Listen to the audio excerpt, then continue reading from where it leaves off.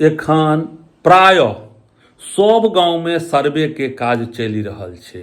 पहिलका जे बाबा सब छलखिन हैं, जेना ओ अगर 3 भाई रहै छलखिन हैं तऽ पाइ देलक कियो आ ककरो नाम पर जमीन लिया गेल तऽ हुनकर जे पुत्र सब छलखिन हैं तऽ ओहियोमे सँ अहाँके ओहि बाबामे सँ हुनकर हिस्सा, ओहि बाबामे सँ हुनकर हिस्सा, ओहि बाबामे सँ हुनकर हिस्सा, तेनाहियो तऽ पोतो सबके हिस्सा हेतै ने।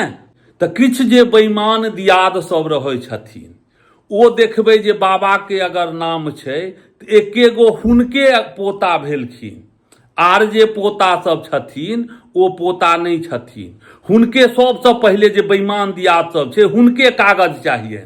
ओ बुझै छथिन जे हम तऽ बेईमानी कऽ कऽ रखने छियै जमीन सबके, तऽ ओ कागज जखने सर्वेवला कहत जे फल्ला आदमी तो कहत लाउ हमहूँ, यौ सरकार अहीं एकटा पोता नहीं छियनि, पोता और छै, भने अहाँके नेचर सुधरि जायत, बहुत जल्दी अहाँके हेकरी निकलि जायत, जतेक बेईमानी कऽ कऽ रखने छियै से बहुत जल्दी सुधरि जेबै अहाँ सब।